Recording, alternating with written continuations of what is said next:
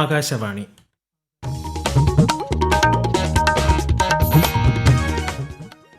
നമസ്കാരം. പ്രത്യേക വാർത്താ ബുള്ളറ്റിൻ വായിക്കുന്നത് ഹരിഷ്ണ.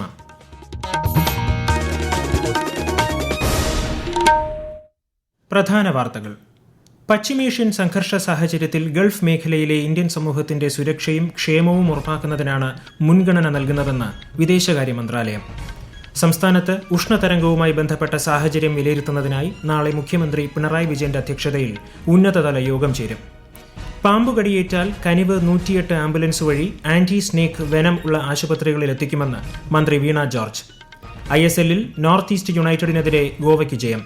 IPLൽ ബംഗളൂരുവിനെതിരെ ഗുജറാത്തിന്റെ ബാറ്റിംഗ് പുരോഗമിക്കുന്നു. വാർത്തകൾ വിശദമായി. പശ്ചിമബംഗാളിലെ ഒന്നാംഘട്ട നിയമസഭാ തെരഞ്ഞെടുപ്പിൽ 92.88% തമിഴ്നാട്ടിൽ 85.15% പോളിംഗ് രേഖപ്പെടുത്തി. തമിഴ്നാട്ടിലെ 234 നിയമസഭാ മണ്ഡലങ്ങളിലും പശ്ചിമബംഗാളിൽ 152 മണ്ഡലങ്ങളിലുമായിരുന്നു ഇന്നലെ വോട്ടെടുപ്പ് നടന്നത്.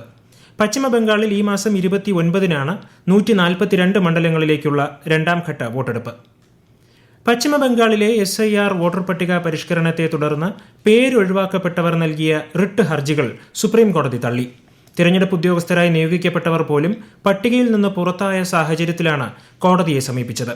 വോട്ടർ പട്ടികയുമായി ബന്ധപ്പെട്ട പരാതികൾ തീർപ്പാക്കാൻ രൂപീകരിച്ച അപ്പലേറ്റ് ട്രൈബ്യൂണലുകളെ സമീപിക്കാൻ ചീഫ് ജസ്റ്റിസ് സൂര്യകാന്ത് അധ്യക്ഷനായ ബെഞ്ച് ഹർജിക്കാരോട് നിർദ്ദേശിച്ചു. രാജ്യസഭാ MPമാരായ രാഘവ് ചദ്ദ, സന്ദീപ് പഥക്, അശോക് മിത്തൽ എന്നിവർ ആം ആദ്മി പാർട്ടി വിട്ടു. താനും AAP വിട്ട മറ്റ് MPമാരോടൊപ്പം BJPയിൽ ചേരുമെന്ന് ന്യൂഡൽഹിയിൽ മാധ്യമപ്രവർത്തകരോട് രാഘവ് ചദ്ദ പറഞ്ഞു. രാജ്യസഭയിലെ ആം ആദ്മി പാർട്ടിയുടെ 3/2 അംഗങ്ങളും BJPയിൽ ലയിക്കാൻ തീരുമാനിച്ചതായും അദ്ദേഹം പറഞ്ഞു.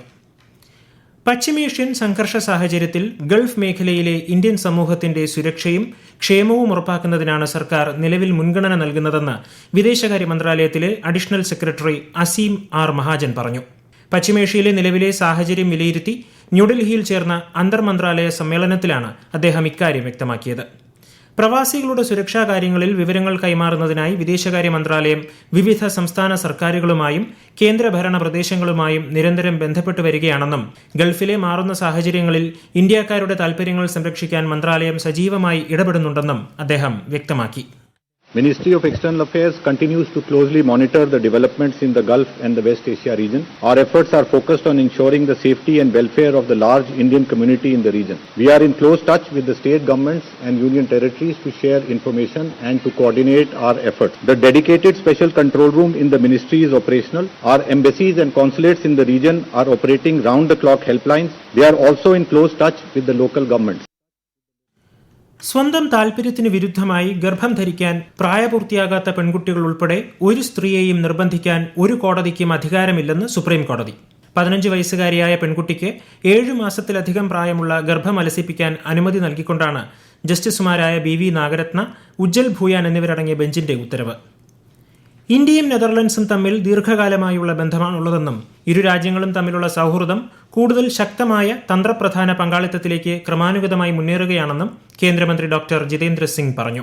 ന്യൂഡൽഹിയിൽ നടന്ന നെതർലാൻഡ്സ് ദേശീയ ദിനാഘോഷത്തിൽ സംസാരിക്കുകയായിരുന്നു അദ്ദേഹം. ആഗോള ഭൗമ രാഷ്ട്രീയ സാഹചര്യങ്ങൾ മാറിക്കൊണ്ടിരിക്കുമ്പോഴും ഇന്ത്യയും നെതർലാൻഡ്സും തമ്മിലുള്ള ആഴത്തിലുള്ള ബന്ധം സ്ഥിരതയോടെ നിലനിൽക്കുകയും വളരുകയും ചെയ്യുന്നുണ്ടെന്ന് മന്ത്രി വ്യക്തമാക്കി. ന്യൂഡൽഹിയിലെ കർത്തവ്യപഥിൽ പുതുതായി നിർമ്മിച്ച കർത്തവ്യ ഭവൻ 2-ൽ നിയമനീതി മന്ത്രാലയത്തിന്റെ പുതിയ ഓഫീസ് കേന്ദ്ര നിയമമന്ത്രി അർജുൻ റാം മേഘ്വാൾ ഇന്ന് ഉദ്ഘാടനം ചെയ്തു. ആധുനിക സജ്ജീകരണങ്ങളുള്ള ഈ കെട്ടിടം മന്ത്രാലയത്തിന്റെയും വകുപ്പുകളുടെയും പ്രവർത്തനങ്ങളെ കൂടുതൽ മുന്നോട്ട് കൊണ്ടുപോകുമെന്ന് മന്ത്രി സമൂഹ മാധ്യമത്തിൽ കുറിച്ചു. തൃശൂർ വെടിക്കെട്ട് അപകടത്തിൽ ഒരു മരണം കൂടി. ലൈസൻസിയായ മുണ്ടത്തിക്കോട് സതീശൻ മരിച്ചു. ഇതോടെ അപകടത്തിൽ മരിച്ചവരുടെ എണ്ണം 15ആയി. സതീശൻ 90% പൊള്ളലേറ്റ് തൃശൂർ മെഡിക്കൽ കോളേജിൽ ചികിത്സയിൽ കഴിയുകയായിരുന്നു. അതേസമയം കാണാതായവർക്കായി നടത്തിയ തിരച്ചിലിൽ ഇന്നും ശരീരഭാഗങ്ങൾ കണ്ടെത്തി. അപകട സ്ഥലത്ത് നിന്ന് 1 കിലോമീറ്റർ മാറിയാണ് ഇവ കണ്ടെത്തിയത്. കേരളത്തിൽ കനത്ത ചൂട് തുടരുന്നു. തൃശൂർ, പാലക്കാട് ജില്ലകളിൽ ഒറ്റപ്പെട്ടയിടങ്ങളിൽ ഇന്ന് ഉഷ്ണതരംഗത്തിന് സാധ്യതയുള്ളതിനാൽ കേന്ദ്ര കാലാവസ്ഥാ വകുപ്പ് ഓറഞ്ച് ജാഗ്രത പ്രഖ്യാപിച്ചു. താപനില സാധാരണയേക്കാൾ 4 മുതൽ 5 ഡിഗ്രി സെൽഷ്യസ് വരെ കൂടാനും സാധ്യതയുണ്ട്. ഉഷ്ണതരംഗ സാധ്യതയുള്ളതിനാൽ അങ്കണവാടികളുടെ പ്രവർത്തനം ഒരാഴ്ചത്തേക്ക് നിർത്തിവെക്കാൻ തീരുമാനിച്ചു.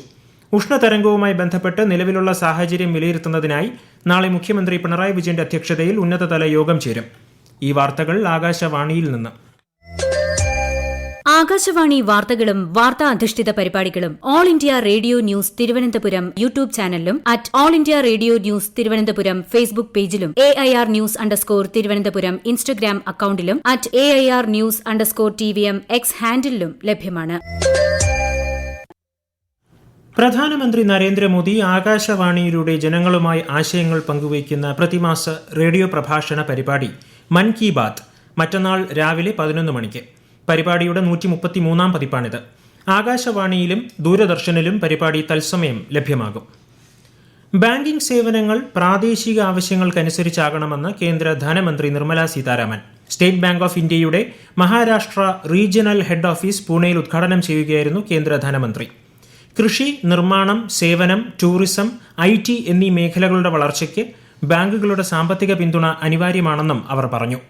Unless our domestic manufacturing, agricultural growth, tourism, IT and related services sector are given that constant, predictable support, India's growth story will be difficult to keep up. And in that, banks have a very big role to play. 2047 ഇന്ത്യയെ വികസിത രാഷ്ട്രമാക്കി മാറ്റുന്നതിനുള്ള കാഴ്ചപ്പാടിനനുസൃതമായി banking സംവിധാനം മാറണമെന്ന് നിർദ്ദേശിച്ച ധനമന്ത്രി ഇതിനായി ഒരു പ്രത്യേക സമിതി രൂപീകരിക്കുമെന്നും വ്യക്തമാക്കി. പാമ്പുകടിയേറ്റാൽ കനിവ് 108 ആംബുലൻസ് വഴി ആന്റി സ്നേക്ക് വെനം ഉള്ള ആശുപത്രികളിൽ കൃത്യമായി എത്തിക്കുമെന്ന് ആരോഗ്യമന്ത്രി വീണ ജോർജ്. കനിവ് 108 ആംബുലൻസിലുള്ള പരിചയസമ്പന്നരായ എമർജൻസി മെഡിക്കൽ ടെക്നീഷ്യൻ വഴി പ്രഥമ ശുശ്രൂഷയും നിരീക്ഷണവും ഉറപ്പാക്കാനാകും. അതിനാൽ ആന്റി വെനം ലഭ്യമല്ലാത്ത ആശുപത്രികളിൽ പോയി സമയം കളയരുതെന്നും മന്ത്രി അറിയിച്ചു. നിലവിൽ സംസ്ഥാനത്തെ 146 ആശുപത്രികളിൽ ആന്റി വെനം ലഭ്യമാണ്. Kannur Anjarakandy dental college BDS വിദ്യാർത്ഥി നിതിൻ രാജിന്റെ മരണവുമായി ബന്ധപ്പെട്ട അധ്യാപകരുടെ മുൻകൂർ ജാമ്യാപേക്ഷയിൽ തലശ്ശേരി അഡീഷണൽ ജില്ലാ കോടതി നാളെ വിധി പറയും. കോളേജ് പത്തോളജി വിഭാഗം മേധാവിയായിരുന്ന doctor MK Ram, oral pathology വിഭാഗം അസോസിയേറ്റ് പ്രൊഫസറായിരുന്ന ഡോക്ടർ സംഗീത നമ്പ്യാർ എന്നിവരാണ് മുൻകൂർ ജാമ്യാപേക്ഷ നൽകിയത്. കേന്ദ്ര ഗ്രാമവികസന മന്ത്രാലയം 2026-27 സാമ്പത്തിക വർഷത്തേക്കുള്ള ദേശീയതല സരസ് ആജീവിക മേളകളുടെ കലണ്ടർ പുറത്തിറക്കി. കലണ്ടർ പ്രകാരം ഡൽഹിയിൽ 3 വലിയ സരസ് മേളകൾ സംഘടിപ്പിക്കും. സരസ് ആജീവിക മേള 2026 ഗുരുഗ്രാമിലും സരസ് ഭക്ഷ്യമേള 2026 ന്യൂഡൽഹിയിലും നടക്കും. സരസ് ആജീവിക മേള 2027 അടുത്ത വർഷം ഫെബ്രുവരിയിൽ ന്യൂഡൽഹിയിലെ മേജർ ധ്യാൻചന്ദ് നാഷണൽ സ്റ്റേഡിയത്തിൽ സംഘടിപ്പിക്കും. ലോകായൻ 26ന്റെ ഭാഗമായി ഇന്ത്യൻ നാവികസേനയുടെ സെയിൽ പരിശീലന കപ്പലായ INS സുദർശിനി സ്പെയിനിലെ ലാസ് പൽമാസ് ദ്വീപ് സമൂഹത്തിലെത്തി. ഒരു ഇന്ത്യൻ നാവിക കപ്പൽ ആദ്യമായാണ് ഈ ദ്വീപ് സമൂഹത്തിലെത്തുന്നത് എന്ന് പ്രതിരോധ മന്ത്രാലയം അറിയിച്ചു. സന്ദർശന വേളയിൽ INS സുദർശിനിയിലെ കമാൻഡിംഗ് ഓഫീസർ സ്പാനിഷ് നാവിക ഉദ്യോഗസ്ഥരുമായി ചർച്ചകൾ നടത്തും. ISL ഫുട്ബോളിൽ നോർത്ത് ഈസ്റ്റ് യുണൈറ്റഡിനെതിരെ ഗോവയ്ക്ക് ജയം. എതിരില്ലാത്ത 2 ഗോളിനാണ് ഗോവ നോർത്ത് ഈസ്റ്റ് യുണൈറ്റഡിനെ തോൽപ്പിച്ചത്. IPL ക്രിക്കറ്റിൽ ടോസ് നേടിയ റോയൽ ചലഞ്ചേഴ്സ് ബംഗളൂരു ഗുജറാത്ത് ടൈറ്റൻസിനെ ബാറ്റിംഗിന് അയച്ചു. ഒടുവിൽ വിവരം ലഭിക്കുമ്പോൾ ഗുജറാത്ത് 15 ഓവറിൽ 1 വിക്കറ്റിന് 155 റൺസ് എന്ന നിലയിലാണ്. പൊതുമേഖലാ സംവിധാനങ്ങളിൽ വിപുലമായ പരിഷ്കരണങ്ങൾ നടപ്പിലാക്കുന്നതിന്റെ ഭാഗമായി അടുത്ത 2 വർഷത്തിനുള്ളിൽ 50% സർക്കാർ സേവനങ്ങളും നിർമ്മിത ബുദ്ധിയിലേക്ക് മാറ്റാൻ UAE പദ്ധതിയിടുന്നു. സാധാരണ ജോലികൾ നടപ്പിലാക്കുന്നതിനും വിവരങ്ങൾ വിശകലനം ചെയ്യുന്നതിനും സ്വയം ഭരണാധികാരമുള്ള AI സംവിധാനങ്ങൾ ഉപയോഗിക്കുമെന്ന് UAE വൈസ് പ്രസിഡന്റും പ്രധാനമന്ത്രിയുമായ Sheikh Mohammed bin Rashid Al Maktoum അറിയിച്ചു.